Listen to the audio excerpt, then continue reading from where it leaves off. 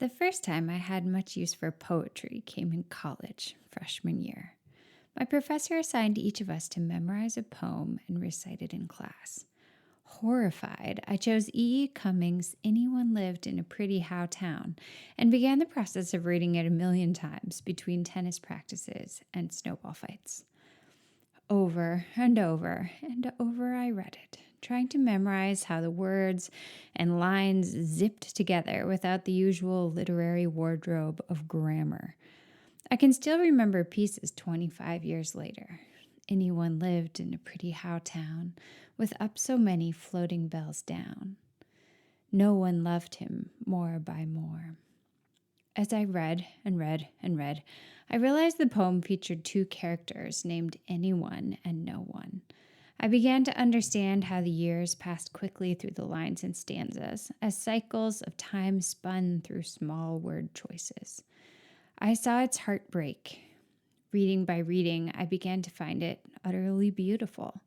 By the time my friends and I went out to practice for our class presentation by reciting our poems in the middle of Pomona College's outdoor Greek theater very late one night, honestly, I loved it, but I was still really nervous. As an educator, I've often wondered how to help students get as close up to a poem as I got to E. Cummings's Anyone Lived in a Pretty How Town.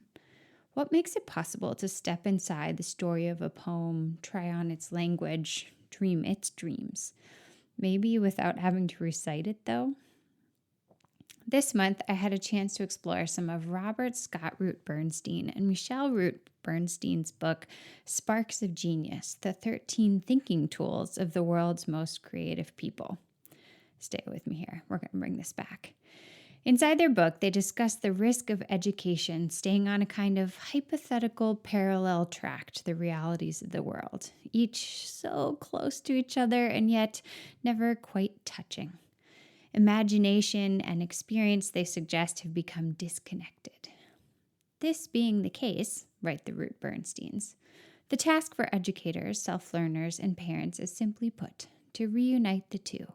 And the world's most creative people tell us how, in their own words and deeds, in their own explorations of their own minds at work. What they find as individuals, when taken as a whole, is a common set of thinking tools at the heart of creative understanding. End quote, from pages 24 and 25. So you might well be asking, what are these tools, these thinking tools, and what do they have to do with E. Cummings, your students, and the study of poetry? So all the tools they explore are observing, imaging, abstracting, recognizing patterns, forming patterns, analogizing, body thinking, empathizing, dimensional thinking, modeling, playing, transforming, and synthesizing. They're pretty fascinating to play around with when it comes to designing curriculum, and I have been doing just that lately. How might we help students better understand a poem using tools like these? Well, last week I decided to experiment with designing around patterns, the thinking tools of recognizing patterns and forming patterns, and I decided to apply this to poetry analysis, and specifically to one example poem, again by E. Cummings, the master of writing in rhythms and cycles. I felt like patterns and E. Cummings was just a natural nexus. So, at first, this made me think about blackout poetry and different ways to use blackout poetry. But in the end, I wasn't looking to create a new poem. I was looking to understand a poem that I already had. Still, I was looking to get underneath the outside of the poem and find a way to discover meaning down under, right? To help students do that. And so I got this idea. Instead of a blackout poem, I would try a poem blackout. I would see what would happen if I could illuminate some patterns in the text by eliminating everything else, everything besides what I was looking for. For me, the results were really powerful. So today on the podcast, I want to walk you through how to do a poetry blackout of your own in class with any poem you might want to dig deeply into with students.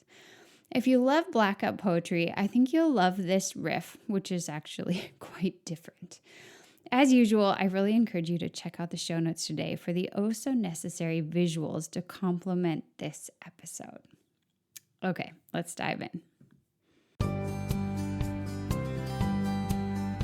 Welcome to the Spark Creativity Teacher Podcast, a podcast for English teachers looking for more creativity, more engagement, more joy, and no more scripted curriculum, lesson planning ruts, or boring book lists. I'm Betsy Potash, and I'm honored you're trusting me to help. You're not alone on this creative journey anymore. So I started my experiment in poetry blackout by thinking about what students might be looking for in a poem as they search for meaning through craft. I came up with a short starter stack of possibilities. As students might approach a poem, they could be looking for sensory details. They could be looking for themes. They could be exploring style and checking out the unique craft moves of the author. They could be searching out striking imagery.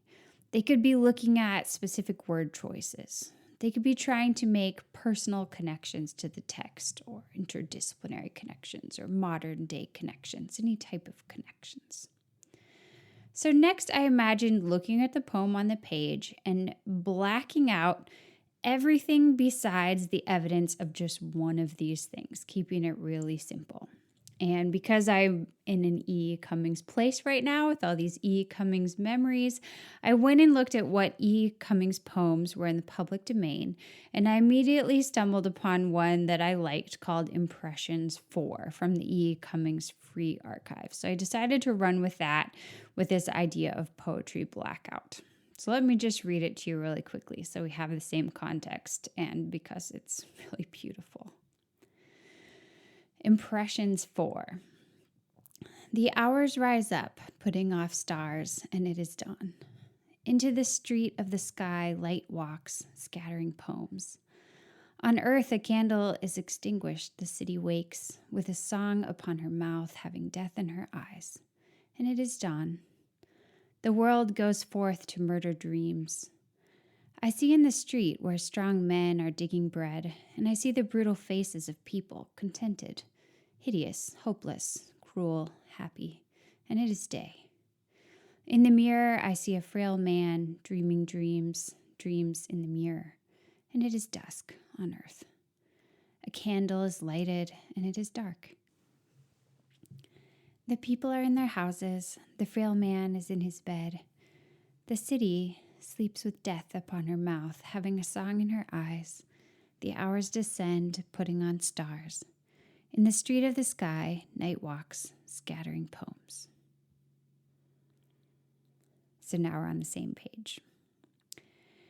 I had this poem and I had a plan. And so I focused my very first poetry blackout around striking imagery. I began to black out everything in the poem that wasn't a striking image, and the experience was really powerful for me. Without everything else in between distracting me from those striking images, they really brightened, they jumped off the page. I realized for the first time, even as a very experienced poetry reader and an English teacher, that two of the images dramatically repeat with little tiny shifts that are fun to compare. I hadn't noticed this on my first reading at all. Early in the poem comes the line, into the street of the sky, light walks, scattering poems. And later on, you can see, in the street of the sky, night walks, scattering poems. Suddenly, these two rhyming walkers in the streets of the sky felt like the poem's gatekeepers. I could see them at the top. I could see them at the bottom. I illustrated them on top of my black canvas with patches of morning sky and night sky and little silhouettes of light and night walking along the sky, leaving little rainbow splotches behind them to represent the poems. And so right away, I had these two like super strong images at the top and bottom of my paper of light walking and night walking and dropping poems behind them. And already, like, for me, the poem felt so different just knowing that light and night were walking along the top and the bottom. I also noticed a repeating image of the city, again with a really small tweak, again up near the top and up near the bottom. At the top, there's the city wakes with a song upon her mouth, having death in her eye. And then later comes the city sleeps with death upon her mouth, having a song in her eye. So again, I illustrated these images on top of my kind of blacked out area. There's plenty of room because I'm just really focusing in on these images. I put huge eyes up at the top and down at the bottom. And I put different colors behind the eyes, gray behind the eye that had death in it, bright colors behind the eye down at the bottom that had the song in her eye. So for me, the images and the colors that I chose really served as my annotation, though I could also have annotated the patterns I found in words or used some combination of illustration and color and words. But for me, for this particular blackout, the one for striking imagery, I was really trying to make the images pop to myself. And for me, illustration was the tool. It could be different for a student. They might want to use just words to annotate the images they find. They might want to use a combination of both, or they may feel like me that to bring images to life, they want to use imagery. Now, I could trace a few of the other images I found and talk about how I saw them differently once I took out everything else in the poem, but I think you're getting the idea. By looking only at what I felt were the absolute most striking images in the poem and blacking out everything else so I could just focus, I recognized patterns that I didn't see before, and I felt really ready to talk about them and share my opinion about their purpose in the poem once I considered them just standing there alone. It was so clarifying to just look at the core images and think about them by themselves for a minute. So, but what about the rest of the poem, right? Usually we don't just want students to see one small element of a poem. We want them to see more. So if you were doing this as an activity in class, you could do it in one of two ways. One, you could really have a student spend a long time with a poem and run through this activity of blacking it out a bunch of different times for different focus points. Another option would be to divide them into groups and let each of them take on a role for their poem, blacking out for striking imagery, theme, connections to the real world, whatever, and adding their annotations in for whichever thing they're focusing on in the form of illustration or words of analysis or both, and then presenting back to each other before creating some kind of big gallery in your room. There are lots of ways to do this. For me, obviously, I was working on my own, just exploring how to do this activity, what I thought would work, trying to create some really great models. So next I tried themes, and I found it similarly powerful. I started again with just the canvas, just a blank slide with the poem on it. And this time I blacked out only for themes, and it felt like a totally new, totally different poem. I blacked out, and what I really noticed was the theme of balance and the theme of cycles. I chose images at the top that all had to do with sort of the start of the day. The hours rise up, light walks, the city wakes, day, dawn.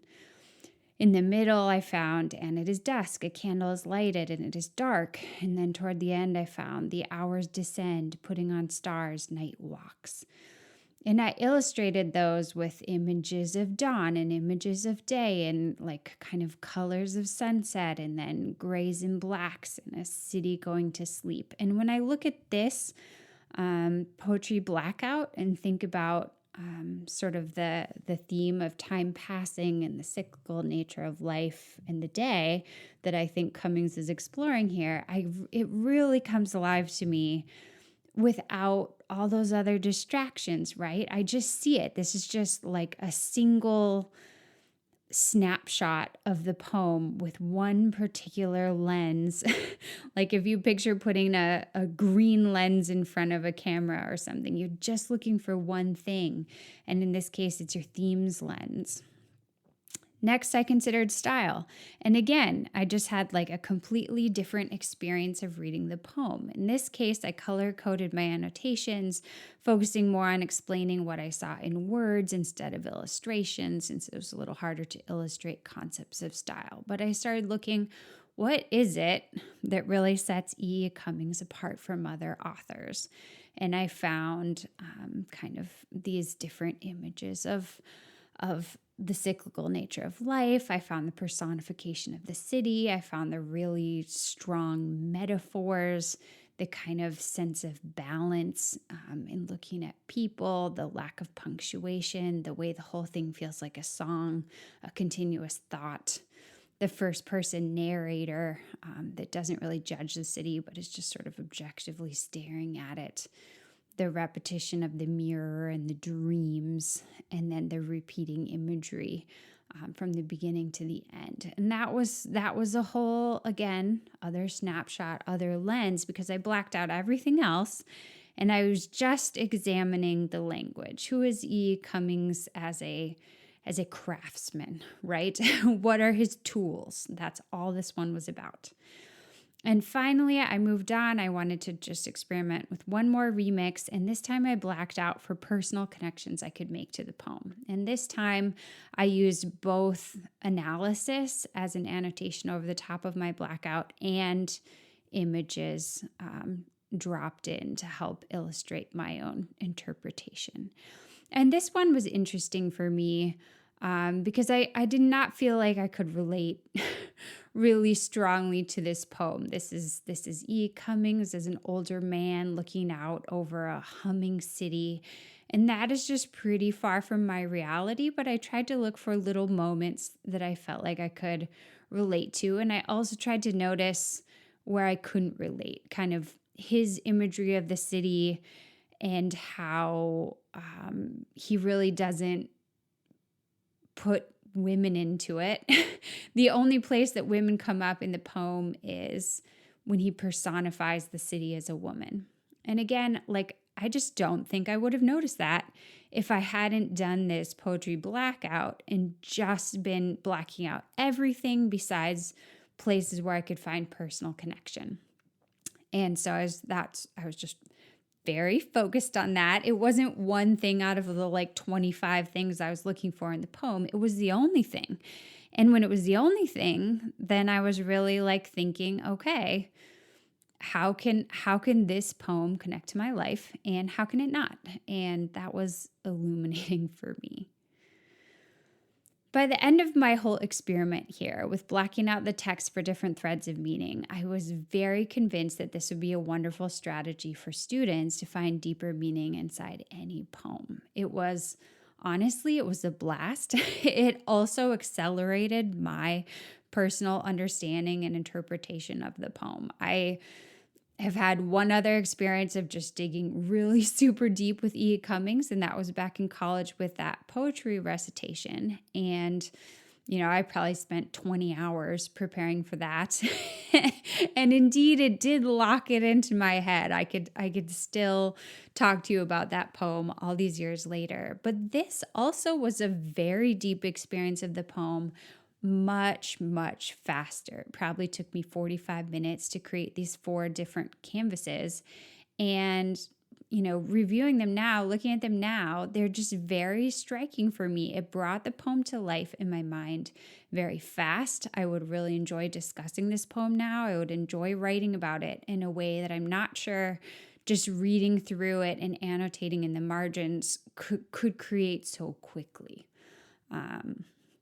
So I really hope you're going to try this out for yourself. You can try it with any poem. Here are the steps. Students just copy and paste the text of any poem they want to use or that you want them to use into a blank document inside Canva or slides, or you could probably even do this on paper. And then you're just going to black out either with a pencil or a black marker on paper or with black rectangles on a slide and focus on the core threads that you want them to focus on. So whether they're in small groups and they're each going to do one, or whether they're personally going to run through and do like 3 or 4 from a list that you provide them with, they're just going to go through the process. They're going to black out everything but the focus point, and then they're going to go through, and if it was on paper, I suppose you do it probably with Post-its or kind of collage style. You could glue little pieces of paper or tape little pieces of paper into the margins on top of the blackness. Or on Canva or slides, it's much easier to drop in illustrations and add text boxes with highlighter, or on top of little white boxes in the margins and the spaces between on the poem. And then once students have had a chance to explore in their groups or individually, you have the perfect chance to do some gallery exploration, where maybe you have different groups that have looked at different poems, or maybe everyone has done the same poem and they're going to have this kind of incredible experience of seeing it illustrated in 30 different ways as they walk around the room. And I think this is just going to be such an amazing build up then into your final writing activity or discussion activity, or however you want to wrap up this activity. So I hope you try it. I hope you love it. If you want to let me know how it goes, that's always a joy for me. You could tag me on Instagram at NowSparkCreativity, or you could shoot me an email, Betsy at NowSparkCreativity.com. And that is all for today, my friend. Until next time, take care of yourself and stay creative.